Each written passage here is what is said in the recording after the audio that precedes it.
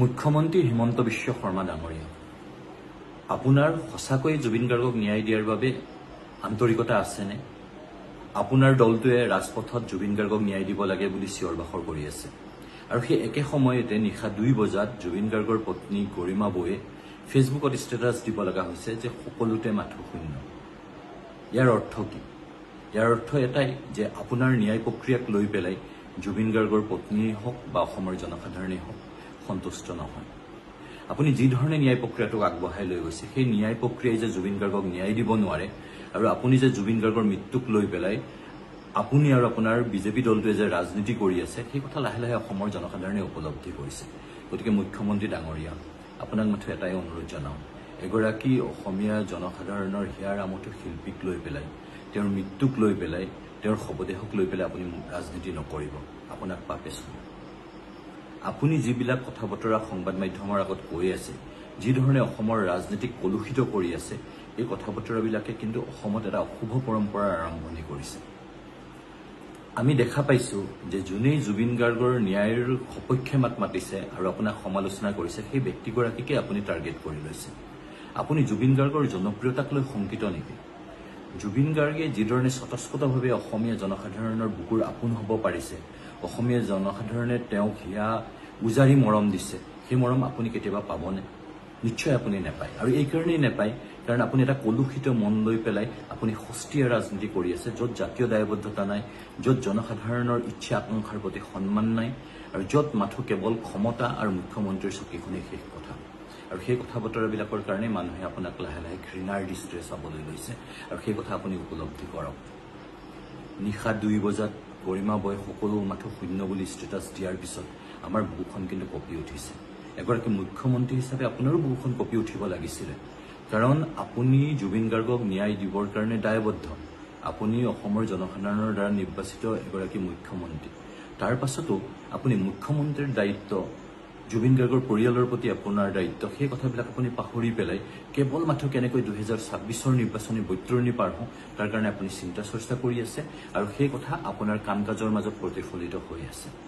আমি স্পষ্টভাৱে কৈছো যে জুবিন গাৰ্গক লৈ কোনো কাৰণতেই ৰাজনীতি হোৱা উচিত নহয়, আৰু কোনো দলে ৰাজনীতি কৰা উচিত নহয়। যদি কোনোবা ৰাজনৈতিক দলে, কোনোবা ব্যক্তি বিশেষে জুবিন গাৰ্গক লৈ ৰাজনীতি কৰে, তেতিয়াহ'লে কিন্তু অসমৰ জনসাধাৰণে তেওঁক ক্ষোভ আৰু ঘৃণাৰে উপচাই দিব, আৰু সেই কথা আপুনি নিশ্চয় মনত ৰাখিব। আপোনাক এই কথাটোৱেই অনুৰোধ কৰিছো যে জুবিন গাৰ্গৰ পত্নীৰ প্ৰতিটোপাল চকু পানী কিন্তু অসমৰ জনসাধাৰণৰ কাৰণে কিন্তু একোটা অভিশপ্ত দিনৰ সোঁৱৰণি। সেই মহিলাগৰাকীয়ে যদি প্ৰতি ৰাতি কান্দিব লগা হৈছে, নিজৰ পতিৰ কাৰণে ন্যায় বিচাৰি পেলাই হাবাথুৰি খাব লগা হৈছে, তেতিয়াহ'লে কিন্তু অসমীয়া মানুহেও বহুত ক'ৰবাত নহয় ক'ৰবাত কষ্ট পাইছে, আৰু এই কষ্টবিলাক কিন্তু শুভৰ উত্তীৰ্ণ হ'বলৈ বেছি দিন নাই। আৰু সেয়া 2026ত আপুনি যি ৰাজনৈতিক বৈতৰণি পাৰ হ'ম বুলি ভাবিছে, সেয়াত কিন্তু বেক ফায়াৰো কৰিব পাৰে, সেই কথা আপুনি মনত ৰাখিব। মুখ্যমন্ত্ৰী ডাঙৰীয়া, আপুনি বীৰ লাচিত সেনাৰ মুখ্য সচিব ৰন্টু পানী ফুকন ডাঙৰীয়াক গ্ৰেপ্তাৰ কৰিছে। ৰন্টু পানী ফুকন ডাঙৰীয়াক গ্ৰেপ্তাৰ কৰাৰ কি যুক্তি আছে? কোনোবা বিকাশ অসম, কোনোবা তেওঁৰ সহযোগীয়ে ক'ৰবাত ধন দাবী কৰিছে, তেওঁলোকক গ্ৰেপ্তাৰ কৰক, আইনী প্ৰক্ৰিয়া তেওঁলোকৰ বিচাৰ কৰক, তাত আমাৰ ক'ব লগা একো নাই। কিন্তু এটা জাতীয় সংগঠনৰ মুখ্য সচিবগৰাকীক আপুনি গ্ৰেপ্তাৰ কৰিছে, ইমান দুঃসাহস আপোনাৰ! আপুনি আজি ৰন্টু পানী ফুকনক গ্ৰেপ্তাৰ কৰিছে, কাইলৈ গৌৰৱ গগৈ গ্ৰেপ্তাৰ কৰিব, পৰহিলৈ অখিল গগৈ গ্ৰেপ্তাৰ কৰিব, তাৰপিছত লুৰিণ গগৈ গ্ৰেপ্তাৰ কৰিব, আৰু সকলোকে জেলত ৰাখি আপুনি 2026ৰ নিৰ্বাচনী বৈতৰণি পাৰ হ'ব। সেই ধৰণৰ এটা অসুস্থ মানসিকতা। আপুনি যদি সঁচাকৈয়ে জনপ্ৰিয় মুখ্যমন্ত্ৰী, আপুনি যদি অসমৰ জনসাধাৰণৰ কাৰণে কাম কৰিছে, তেতিয়াহ'লে নিৰ্বাচনত আপুনি জনসাধাৰণৰ ওচৰলৈ যাব, জনসাধাৰণে বিচাৰ কৰিব যে আপোনাক আকৌ পুনৰ মুখ্যমন্ত্ৰী পাতিব নে নেপাতে, বিজেপি দলটোক পুনৰ ভোট দিব নে নিদিয়ে। কিন্তু তাকে কৰিবলৈ নিবিচাৰি আপুনি ভয় ভাবুকিৰে, আৰক্ষী সন্ত্ৰাসৰে এনেকুৱা এটা অৰাজক পৰিস্থিতিৰ সৃষ্টি কৰিব বিচাৰিছে যে গণতান্ত্ৰিক দেশ এখনত থাকি পেলাইও আপোনাক সমালোচনা কৰাৰ সাহস মানুহে গোটাব নোৱাৰা হৈছে। আপুনি মুখ্যমন্ত্ৰী, আপুনি একনায়কত্ববাদী স্বেচ্ছাচাৰী কোনোবা ৰজাৰ নিচিনা ভূমিকাত অৱতীৰ্ণ হোৱাটো কিন্তু একেবাৰে উচিত কথা হোৱা নাই। হিমন্ত বিশ্ব শৰ্মা ডাঙৰীয়া, আপোনাক বহুতবাৰ অনুৰোধ কৰিছো, জুবিন গাৰ্গৰ ক্ষেত্ৰত আকৌ এবাৰ অনুৰোধ কৰিছো যে জুবিন গাৰ্গক ন্যায় দিয়ক, ৰাজনীতি বাদ দিয়ক।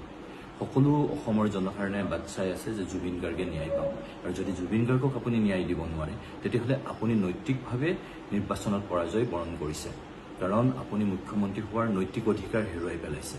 আপোনাৰ শাসনত অসমৰ সকলোতকৈ জনপ্ৰিয় শিল্পীগৰাকী, যাক অসমৰ ৰাইজে হিয়াৰ আমঠু বুলি ভাবে, সেই ব্যক্তিগৰাকীক মৃত্যুৰ পাছতো আপুনি ন্যায় দিব নোৱাৰিলে, জুবিন গাৰ্গৰ পৰিয়ালটোক আপুনি ন্যায় দিব নোৱাৰিলে, আৰু তাৰপিছত আপুনি যিবিলাক কথা বতৰা কৈ আছে সেই কথা বতৰাবিলাকৰ দ্বাৰা জুবিন গাৰ্গৰ পৰিয়ালটোক, জুবিন গাৰ্গৰ পত্নীক বাৰে বাৰে মানসিকভাৱে অশান্তি দি থকা হৈছে বুলি পেলাই অসমৰ জনসাধাৰণে ভাবিবলৈ আৰম্ভ কৰিছে।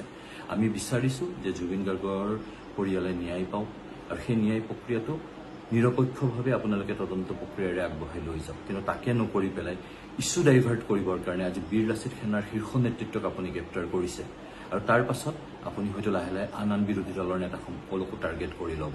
কাৰণ আপুনি ক্ষমতা হেৰুৱাৰ ভয়ত শংকিত হৈ পৰিছে মুখ্যমন্ত্ৰী ডাঙৰীয়া, আৰু সেই কথা আপোনাৰ বক্তব্যত, আপোনাৰ কথা বতৰাত, আপোনাৰ ব্যৱহাৰত, আপোনাৰ আচৰণত স্পষ্ট হৈ পৰিছে।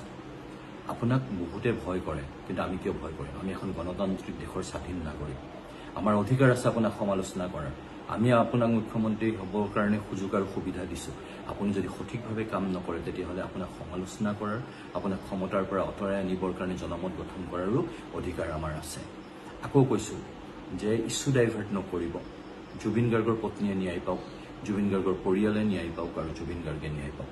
সেই কথাটো আপুনি প্ৰতিটো মুহূৰ্ততে মনত ৰাখক। যদি আপুনি সেই কথাৰ পৰা ফালৰি কাটি আপুনি নানান ধৰণৰ কূটনীতি কৰি, ৰাজনীতি কৰি অসমীয়া সমাজখনক ভাগ ভাগ কৰি পুনৰ ক্ষমতালৈ আহিবলৈ প্ৰচেষ্টা চলাই আছে, তেতিয়াহ'লে কিন্তু অসমৰ জনসাধাৰণে আপোনাক কোনো কাৰণতেই মাফ নকৰে। আকৌ কৈছোঁ, ৰন্টু পানী ফুকনক মুক্তি দিয়ক।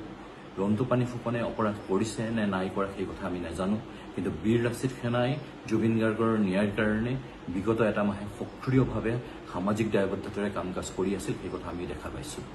আজি বিকাশ আসমক আপুনি টাৰ্গেট কৰিছে। বিকাশ আসমৰ অতীত কি, তেওঁৰ অপৰাধমূলক কাম কাজ কি, সেই বিষয়ে আমি একেবাৰে অৱগত নহয়, কিন্তু আমি দেখা পাইছোঁ যে যোৱা এমাহে বিকাশ অসমে জুবিন গাৰ্গৰ ন্যায়ৰ কাৰণে কিন্তু সামাজিক মাধ্যমত সক্ৰিয় হৈ আছিলে। তেওঁ যুঁজিব বিচাৰিছিলে। গতিকে কালি অখিল গগৈ ডাঙৰীয়াই স্পষ্ট কৰি দিছে যে জুবিন গাৰ্গৰ ন্যায়ৰ কাৰণে বিৰোধীয়ে গঢ়ি তুলিব বিচৰা শক্তিশালী গণ আন্দোলনক মুখিমূৰ কৰিবৰ কাৰণে আপুনি বীৰ লাচিত সেনাৰ নেতৃত্বক টাৰ্গেট কৰি লৈছে। আৰু আমিও সেইদৰে কথাবিলাক ভাবিবলৈ আৰম্ভ কৰিছোঁ। অসমৰ জনসাধাৰণেও সেইদৰে কথাবিলাক ভাবিব, আৰু তেনেকৈ যদি সকলোৱে কথাবিলাক ভাবে আপোনাৰ মুখাখন খোল খাই যাব। আৰু আপোনাৰ যদি মুখাখন খোল খাই যায়, অসমৰ জনসাধাৰণে কিন্তু 2026ত আপোনাক আপোনাৰ পাপৰ প্ৰায়শ্চিত্ত কৰিবৰ কাৰণে সাজু হৈ থাকিব। পাপ কৰিলে আপুনি শাস্তিৰ সন্মুখীন হ'বই। কেৱল মাথো ক্ষমতাৰ কাৰণে, মুখ্যমন্ত্ৰী হৈ থাকিবৰ কাৰণে। আৰু কিমান তললৈ নামিব মুখ্যমন্ত্ৰী হিমন্ত বিশ্ব শৰ্মা ডাঙৰীয়া? আপুনি অন্ততঃ জনসাধাৰণৰ এগৰাকী দায়বদ্ধ নিৰ্বাচিত প্ৰতিনিধি হিচাপে অসমৰ জনসাধাৰণৰ প্ৰতিও নিজৰ দায়বদ্ধতা দেখুৱাওক। ক্ষমতাই শেষ কথা নহয়। ক্ষমতা আজি আছে, কাইলৈ নাথাকিবও পাৰে। জুবিন গাৰ্গৰ গান আছিল, থাকিব, আৰু ভৱিষ্যতেও অসমৰ মানুহে জুবিন গাৰ্গক লৈ গৌৰৱ কৰিব। কিন্তু আপোনাক লৈ অসমৰ জনসাধাৰণে আপোনাৰ মৃত্যুৰ পিছত গৌৰৱ কৰিব জানো? সেই কথা আপুনি এবাৰ ভাবি চাওক, নিজকে সুধি চাওক। আপুনি জুবিনৰ লগত নিজকে তুলনা কৰি ভাল পায় নহয়? জুবিনৰ জনপ্ৰিয়তা আৰু আপোনাৰ জনপ্ৰিয়তাৰ মাজত আকাশ পাতাল পাৰ্থক্য আছে। আপুনি মুখ্যমন্ত্ৰীৰ কাৰণে 2-4টা মানুহ আপোনাৰ সোঁৱাই বায়ে কৰি আছে, কিন্তু জুবিন গাৰ্গৰ লগত সমগ্ৰ অসমৰ 3 কোটি জনসাধাৰণ দায়বদ্ধ হৈ আছে। স্বতঃস্ফূৰ্তভাৱে হৃদয়ৰ পৰা তেওঁক ভাল পাব বিচাৰে আৰু ভাল পায়। সেই কথা আপুনি মনত ৰাখিব। আৰু সেইকাৰণে আকৌ কৈছোঁ যে জুবিন গাৰ্গৰ ন্যায়ৰ কথাই শেষ কথা। জুবিন গাৰ্গক লৈ কোনো ধৰণৰ ৰাজনীতি হ'ব নালাগে, আৰু জুবিন গাৰ্গক আপুনি আপোনাৰ চৰকাৰখনে যদি ন্যায় দিব নোৱাৰে, তেতিয়াহ'লে কিন্তু তাৰ বিচাৰ অসমৰ জনসাধাৰণে আপোনাৰ আৰু আপোনাৰ দলটো আৰু আপোনাৰ চৰকাৰখনৰ ওপৰত কৰিবলৈ সাজু হৈ আছে।